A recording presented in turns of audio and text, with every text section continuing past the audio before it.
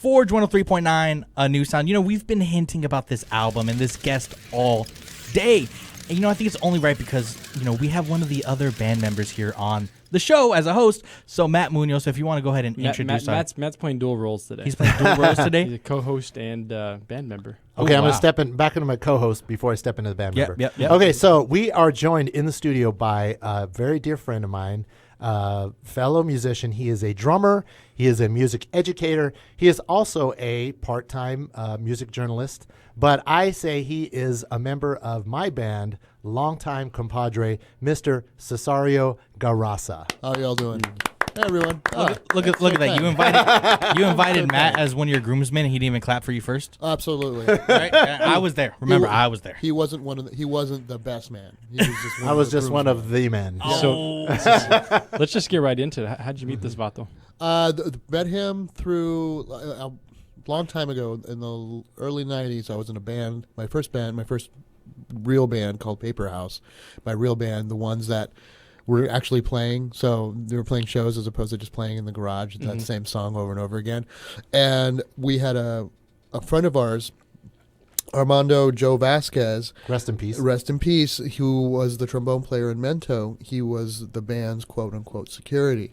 And through him, we met Matt. And what ended up happening was that half the band kind of ended up being in Mento Buru, one member at a time. And when it came time for them to need a drummer, You said quote-unquote security. Yeah. I was there for their debut show. It's like so many memories. Unpack that for me a little bit. Well, because did they actually need security back in the day? That's the joke, was because we hired him for security, and so he eventually became a bouncer later on downtown. But at the time, he would be at the end of the stage with his arms crossed and just looking menacing, but there would be 3 people in the crowd. When you're a young band and you're just starting out, you obviously do have these dreams and these kind of delusions of grandeur. Their first gig, we're going to need security. Okay. Yeah. Joe, you're the biggest Mexican in our friends. You're going to be security. You're the meanest. And I was there for that show too. And I was just, what are you standing here with your arms crossed, looking at me, Joe? Did you guys pay Joe? I think they paid him in glory. You're the man. But probably some Bud Ices too. It's like the 3 guys. So it's like 2 guys and their girlfriend, and they might wanting to get closer to the stage, and no. Stand back. I just remember that show that the keyboard player who ended up becoming the Mento keyboardist. Yep. There was no room on the stage, so he was on the floor. Yes, and Mike Brown was on the floor. He also played trumpet with Mento for a while, which led to a few. But at one point we, just to kind of give a picture of how popular we were. At one point, we had a song that was written. It was coming from the point of view of the lead singer, whose friend was serving in the army at the time. Desert Storm was happening, and so it was a statement on that. And he had this globe, this like the old school globes, and not even the ones that were like mounted. It was just like round ones. And he was talking about the world and like he was talking about it. We were envisioning that all of us were that he would throw it out to the audience and people would grab it and kind of like move it around like a beach ball. But with 3 people in the audience, it was kind of hard. It was more of like a pass around. No, it just kind of bricked onto the floor and just. It's like when you see those people do a stage dive and everybody just kind of spreads out and boom. More to the point, the person that stage dives but doesn't really realize, or maybe realizes and ignores that there's only 3 people there. So like it's not even the people moving apart. The people are still there. He just kind of belly flops into the crowd. Like what were you expecting? So you're the drummer, right? And backup vocalist. I'm in the back. Got the vantage point there. So have you ever stage dive? Yes. Stage dive. I have. In watching in other concerts, there was a very 90s thing to do. But I did do the belly flop one time at the Special Beat show that I went with Matt actually. Do you remember that, Matt? Of course I do. And it was one of those things where I went yay and the plop part. Have you guys ever done has a Mento concert ever had a stage dive? There's, you know what? Most of the stages around here are kind of like ground level, so it hasn't had that many opportunities. And if anybody tried to get on the stage, they'd end up taking half the band with them because the stages are always so small. There's too many people on the stage. So, nah. Yeah, we've had a lot of band dancers, like a lot of people coming on stage and wanting to dance. Or fall into the stage, dive into the stage. Yeah. Dive towards you guys? just like, hey, So we're gonna get into the album here. We have to. Bob's looking at me like, "Yo, speed this up." But look at folks. We're here because Matt. You can explain a little bit, very briefly. But we're here because Mento's debuting their Halloween album. Yeah, we have a project. It's called Skalloween, and it's about Skalloween. Skalloween, Nice. Mento Buru Skalloween, and we did it in collaboration with the Arts Council of Kern, and we wanted to do like a Halloween themed, Halloween/Bakersfield theme Halloween music project, and we're ready to debut it. Yeah, I got a sneak peek to it when we were out on our way to go cover some news, I guess you would call it. It was in progress at the time. it was really cool. So I'm looking forward to it. But Bob, what's that first song we have queued up? You know, Matt, I want you to introduce this song, right? Because I have not listened to it at all. I've had it in my inbox, and I want Matt. It's safe for airplay, by the way. It's safe for Is oh, there? oh Yes, that it would is. be would be a bad thing. So Okay, so first song, it's the leading track off Skalloween. It's called the Goo Goo Muck. It was originally done in 1962 by a Bakersfield singer-songwriter by the name of Ronnie Cook, who has since departed 3 years ago. Sadly, he's gone, but we wanted to redo it. It was done like during the golden age of rock and roll, and now we're doing it a ska style. So this is the Goo Goo Muck.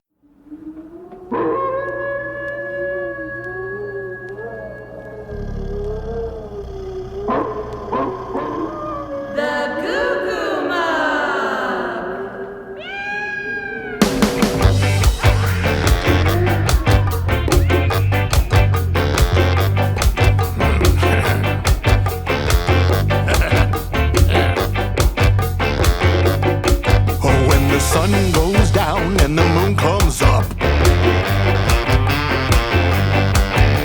I turn into a teenage Goo Goo Muck. Yeah, I cruise through the city and I roam the street, looking for something that is nice to eat. You better duck when I show up. The Goo Goo Muck. I'm the night head hunter looking for a head with a way out body underneath that head. Yeah, I'll get you, baby, with a little luck. 'Cause I'm a teenage tiger and a Goo Goo Muck.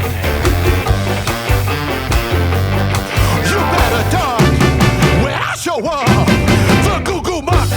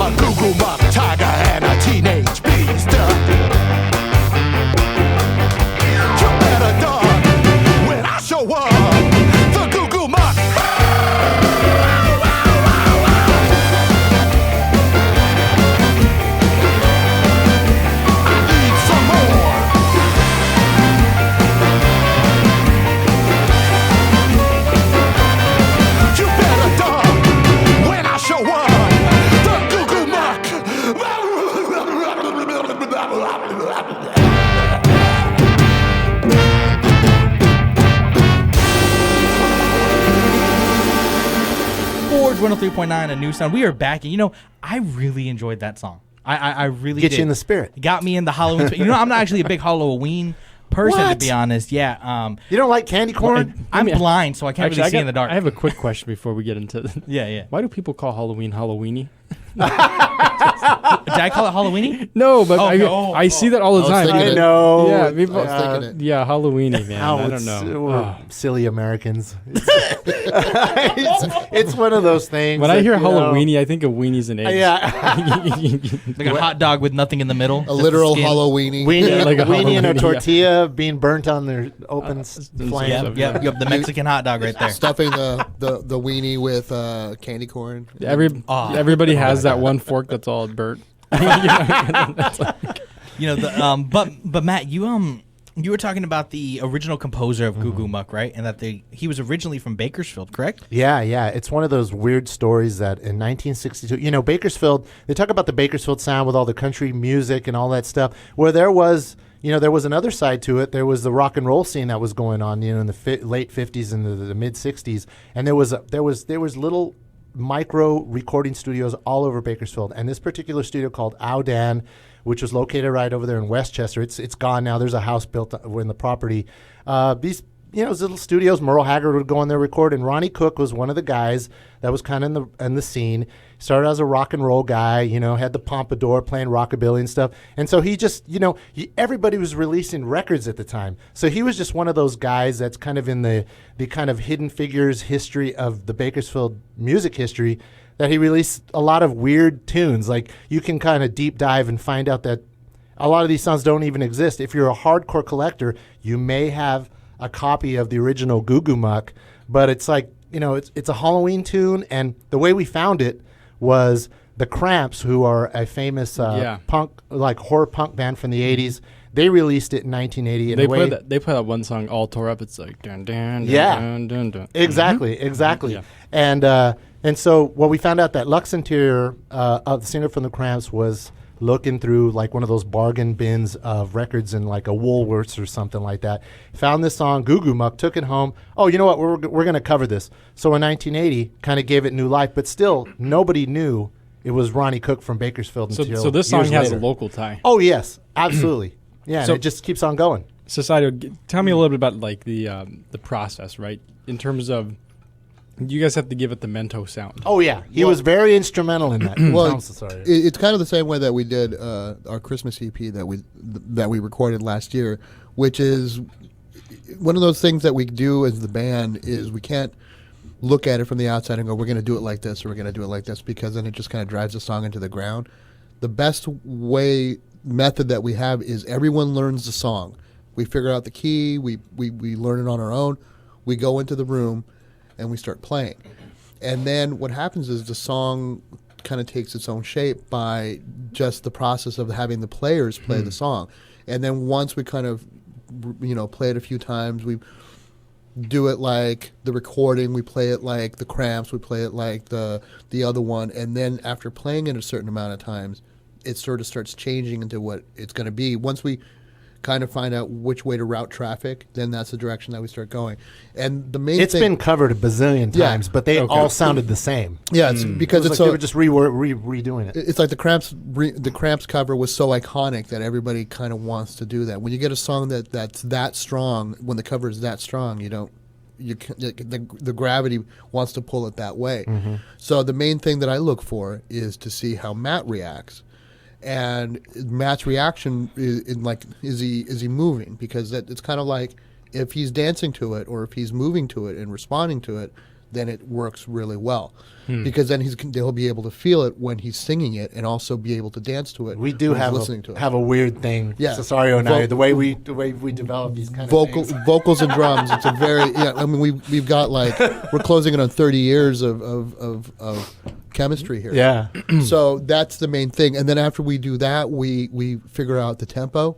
Yeah. And usually what ends up happening is it's just like we record our rehearsals, and usually we listen back to, if there's a particular time that we played it where it feels good or it sounds good, we listen back to the recording and go, okay, that one's really good, figure out the tempo for it, and then go from there and just iron out the small parts. Nice. So before we get into the next song, why didn't the Monster Mash make the cut? What? No Bakersfield ties? Yes, And absolutely. Yeah. I'm joking. Yeah. I play it every year in my Bakersfield house. What are you talking about? They did Well, you know what? To me, the way the original Monster Mash needs no remake. It's one of those perfect kind of like all-purpose tunes. You could play it year-round. Yeah. It doesn't need to be It remade. was a graveyard smash. Oh, Yeah, yeah. it's actually a really good thing. Once you brought it up, man. it's going to be stuck in my head all day now, all day. And the reason why I asked that because the next song is "It's a Monster's Holiday." Yes. So talk to us about that, yeah. Cesareo, Matt, whoever wants to talk about it. I'll give this. Okay, so there was pretty much this is the one of the two Bakersfield connected Halloween tunes. Goo Goo Muck, 1962, 1974. Buck Owens released the song "It's a Monster's Holiday." Oh, wow. It went to number 6 on the Billboard country charts, and it was the lead track off of an album that none of the other songs about Halloween. It's just called "It's a Monster's Holiday." Buck Owens, and the rest of the songs are regular country love tunes and all. It's very strange.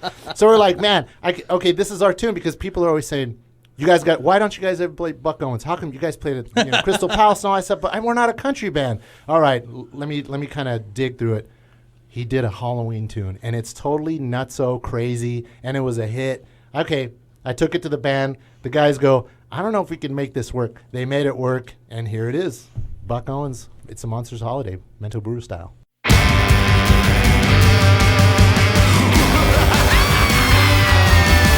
Frankenstein was the first in line, and the Wolfman came up next. Dracula wasn't doing his stuff, breathing down my neck. Jump back, make tracks, here comes the hunchback, better get out of his way. Beep, beep, bye, bye, boo, boo, bumming was a monster's holiday. Well, I hopped into bed and I covered up my head, said I'm gonna get a good night's sleep. I woke up about 12 o'clock and I jumped right to my feet. There was gremlins and goblins, dragons and zombies, lordy, what an awful sight. I said, good buddy, you may get me, but brother, let me tell you that it's gonna be after the fight. Frankenstein was the first in line, and the Wolfman came up next. Dracula wasn't doing his stuff, I'm breathing down my neck. Jump back, make tracks, here comes the hunchback, better get out of his way. Beep, beep, bye, bye, boo, boo, bumming was a monster's holiday.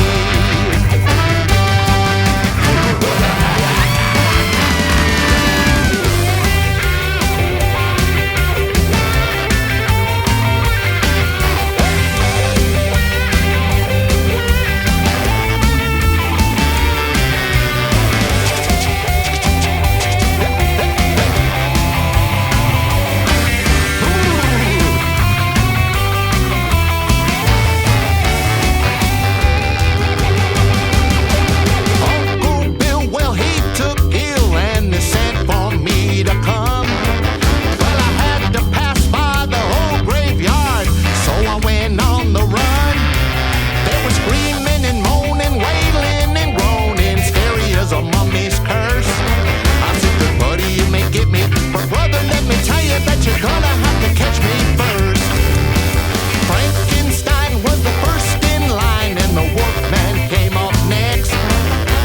Dracula wasn't doing his stuff, I'm breathing down my neck.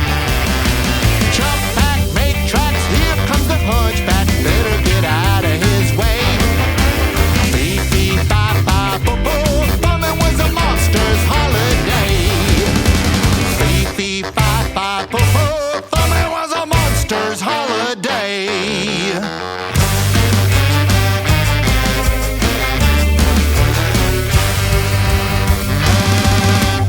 Gotcha. No, you're just normal.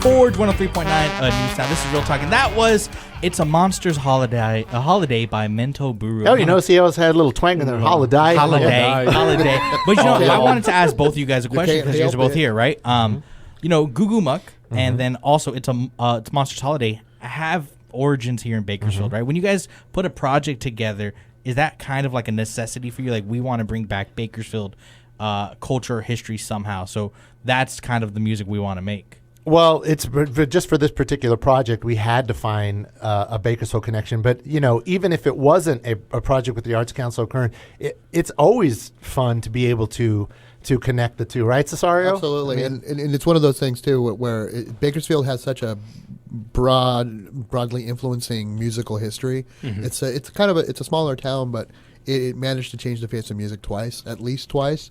So it's always a good thing to represent. So even if we're playing out of town, or even when we were first starting and playing in the 90s, whenever we would play in Los Angeles or any other places, it was one of those things of represent and dominate kind of thing. So everywhere we go, Buck Owens. Yeah. We go to play we'd go play in East LA, man. We'd go play in those warehouse parties in East Los Angeles, right there off of Cesar Chavez. Coolers, really cool art shows, underground Chicano art shows, and they'd say, "Oh, you guys are from Bakersfield? Oh, Buck Owens."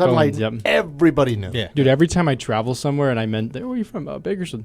Oh, Buck Owens, Bakersfield Sound. I'm like, yep. You know, y'all are crazy. Every time I go somewhere, I'm like, I'm from Bakersfield. Like, oh, where's that? I used to get that, but I think the story of the Bakersfield Sound is kind of being told a little bit more. And people who are music heads know it. The Latino connection, that very important thread in that fabric. We're still waiting for that story to be told, because of any sort of documentary, it's only hinted that the influence of Spanish music onto and the song that you're always going to reference is Streets of Bakersfield, because it's right there, the Tex-Mex sound that even Franco Jimenez, who played on the recording, the original accordion player used to play at El Barilito here in Bakersfield, and Buck Owens saw him and says, I want to get that sound eventually incorporated into my country sound. And that's how it happened. There's actually a pretty good little thing on YouTube about that. Exactly. Where they talk about that. It's a pretty cool story. Yeah. Hey, another question for y'all. Y'all in the music scene. I have a buddy who told me, I don't know, maybe 4 or 5 years ago, that there was like all these hipster bands from LA coming into Bakersfield, and they were into Kern County, and they're finding recording studios, or they're coming here for inspiration trips. And he'd been reading about it in like kind of indie magazines and things like that. And he kind of said, Bakersfield really could be the Nashville of the West. It was at one point. At one point, but like he's like, it really could. Nashville's come back. I don't know if you see, everybody's going to Nashville right now. Right. Businesses are going to Nashville. Their tourism's up. I mean, Nashville is booming. Right. Yeah. Is that something that you could see? Not just in country music, but just some music in general. Yeah, a lot of the articles that I write for the Bakersfield Californian, whenever I have to contact people, usually the representations in Nashville, Tennessee. Okay. That other side of the Bakersfield sound story is that when you look at during that era, it's not just all about Buck Owens, but a lot of the other musicians that were recording for the big name artists in Hollywood at Capitol Records and helping to create that sound. They were all musicians from Bakersfield. But it seems like that whole history has been like, it's so silent. Yeah. Right? Like there's not a lot of stories told about it, but you got tons of guys, and all those musicians, guys and gals. Like before Buck Owens, the big country artists out of Bakersfield were women. Those are the number one selling artists were women. Know that. And so that's a whole other show. That's a whole other series. There's a film being made on Buck Owens' wife, I think. Oh, Bonnie Owens? Yeah, I believe there's a film being made on her. Could be. There's one on Merle Haggard. Well, they just did that Bakersfield Sound documentary that was at the Fox Theater, and they barely touched on the Mexican influence on it. It was just like they would show like those dance halls, and they showed one scene with a little bit of like kind of Zoot Suiters dancing. Yeah. That was it. Speaking of like Mexican influence, right? Yes. One thing that you guys always do, I notice on your guys' albums, right, is you have to put your heritage in it a little bit, right? So when I saw the list of this, and I'll tell a story and I'll be honest, because like I said, I haven't listened to the album yet, right? I haven't listened to any of the music you sent me yet. So it says Goo Goo Muck, right? And I was like, okay, that's fine. And then the next song that we're playing is actually called Chu Chu Moco? Yeah. Right? Yes. And it didn't really snap into me. I was like, okay, so what is the song about? Off mic, getting ready for it, this interview part, right? And Andres just made a comment. He's like, it's just the Spanish version of Goo Goo Muck, right? I only know that because Matt told me. Okay. I wouldn't have put it together. Matt, you guys, let me, like, what does this mean? Like, what's the process of translating a whole song? Okay, well, without sounding, you know how most people, when they want to translate something, you put it in Google Translate and it comes out all butchered. If you were to play it to like a real Spanish speaker who knows one of the dialects authentically, they would be able to point out, oh, you did a Google Translate version. No, we didn't want to do that. It has never been done before. It's a song from 1962 by, a white guy in Bakersfield. Yeah. And so we're like, well, how are you going to translate this? Do we just say El Goo Goo Muck? No, that would sound stupid. So I reached out to a buddy of mine, Moises Baquero in Los Angeles. He's a member of Las Cafeteras and Los Abandoned. And he goes, yeah, give it to me and I'll see what I could do. He put it to some kind of current and classic Mexico City style street slang. So instead of it being Goo Goo Muck, he's you can't say that. I'll just make up. So originally it was, he gave it a different name. He goes, no. Chu Chu Moco. That'll be the name.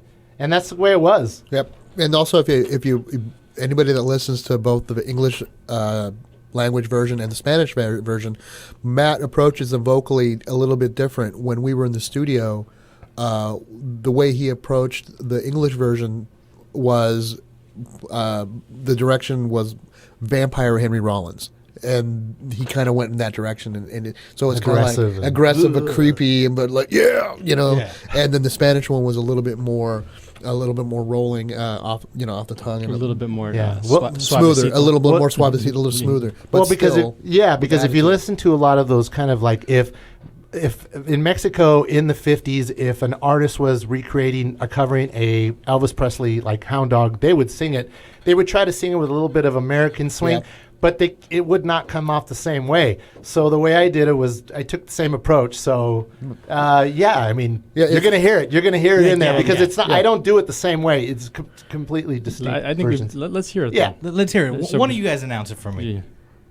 Oh no, Matt, please. Oh, okay. So this is on our Skalloween EP. This is Chu Chu Moco.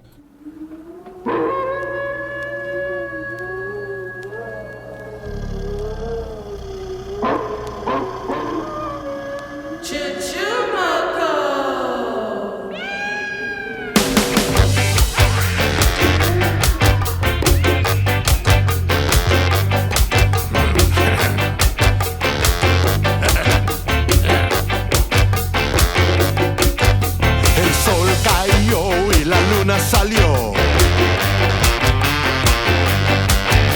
Es cuando me convierto en Chu Chu Moco. Yeah, por fin crucé mi bici rolando por ahí, buscando algo para deglutir. Te voy a atrapar, te voy a llevar, Chu Chu Moco. Yo salgo por algo de comer. Tu Chavez, no pares, te voy a comer. Y es que me anda rugiendo el estómago. Traigo hambre de perro, soy Chu Chu Moco. Te voy a atrapar, te voy a llevar, Chu Chu Moco.